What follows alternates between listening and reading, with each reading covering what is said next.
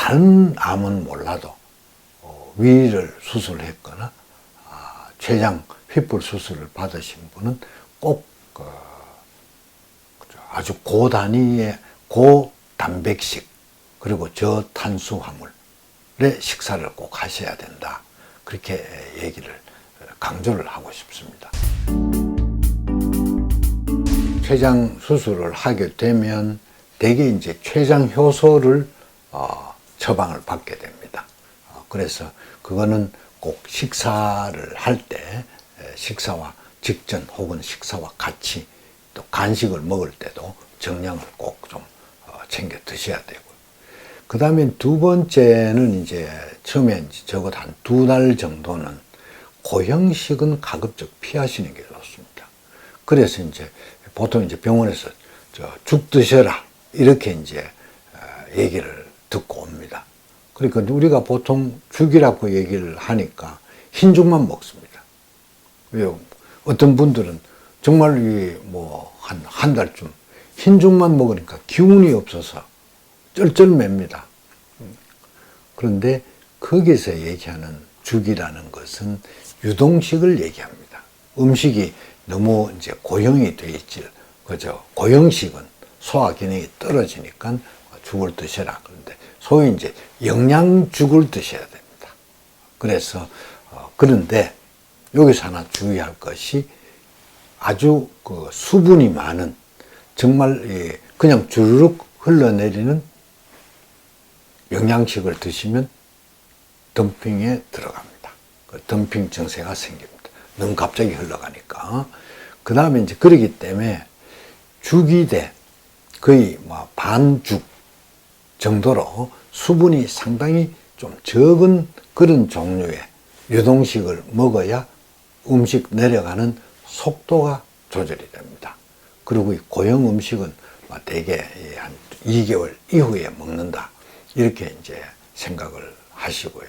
우리 여기서 이제 개인 차이가 상당히 많이 있습니다. 그 다음에 제일 절대적으로 피해야 될 것이 튀긴 거. 그 다음에 기름기가 아주 많은 음식. 가령 삼겹살 이런 거겠죠. 기름기가 아주 많은 거 피해야 됩니다. 그 다음에 이제 위가 많이 분량이 위가 적어졌습니다. 그래서 한꺼번에 많이 못 먹습니다. 그래서 조금씩 자주 먹는 거, 그래서 소량씩 자주 먹는 게 굉장히 중요합니다. 그리고 일반 사람처럼 그렇게 먹어서는 안 되고 하루 최소한 6번 내지 8번에 나누어서 내가 먹을 삼시세끼 먹을 음식을 6번 내지 8번으로 나누어서 먹는다고 생각을 하셔야 됩니다. 그 다음에 이제, 그래서 대개 이제 그래 하면 보통 한 2-3시간 간격으로 늘 식사를 해야 됩니다. 그런데 여기서 또 주의할 게 있습니다. 이 식사하실 때 물 많이 드시면 안 되세요. 물을 많이 먹으면, 그러니까는 그 유동식이 더 수분이 많아지면 빨리 내려가게 되겠죠. 그러면 덤핑이 옵니다. 덤핑 증후군이 옵니다. 그래서 식사할 때는 소량의 물을 마셔야 됩니다. 그런데 그렇다고 또 물을 안 먹어서 또 탈수가 되고 문제가 생길 수 있겠죠. 그래서 물을 마시되 물을 하루에 한 6 내지 12컵 정도의 이제 물, 그러니까 거의 한 2리터 정도의 물을 마시되 식사 때를 피해서 밥 먹기 한 1시간 전 혹은 그다음 밥 먹고 난 다음 후에 1시간, 그러니까 2-3시간 간격으로 계속 먹게 되니까 식간에 꼭 물을 챙겨서 드셔야 됩니다. 그 다음에 이제 금주, 이거는 기본이죠. 실제로 알코올이 췌장 기능을 많이 떨어뜨립니다. 그 다음 이제 주의할 게 우리가 이제 일반적으로 마시는 이제 음료수들이죠. 주로 우리가 마시는 음료수 안에 거의 대부분 당분이 많이 들어 있습니다. 당분이 들어 있으면 그것이 덤핑을 일으킬 수도 있고, 그 다음에 이제 그 췌장을 상당 부분을 잘라냈기 때문에 이 당분불내증, 당분을 또 잘 처리를 못합니다. 그래서 꼭 당뇨 있는 사람처럼 갈증이 많이 난다든지 뭐 소변이 더 마렵다든지 피곤하다든지 당뇨 비슷한 증세를 갖게 됩니다. 그 다음에 이제 우리가 이제 생각해야 될 게 섬유질입니다. 자, 이제 뭐 당분도 못 먹고 그 다음에 이제 죽만 먹고 섬유질이 좋다는데 이제 그렇게 되잖아요. 섬유질을 섭취는 해야 되는데 섬유질이 길면 되질 않습니다. 그래서 섬유질은 갈든지 믹서기 같은 데서 아예 갈아서 갈은 야채죽을 그러니까 육수에다가 갈은 야채를 넣고 죽을 쓰면은 섬유질 섭취가 됩니다.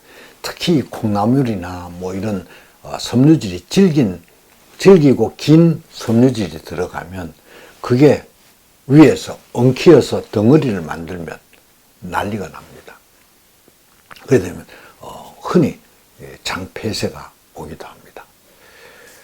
그 다음 처음 이제 얼마 동안은 이 야채도 가급적이면 익혀서 드시는 것이 좋습니다. 왜?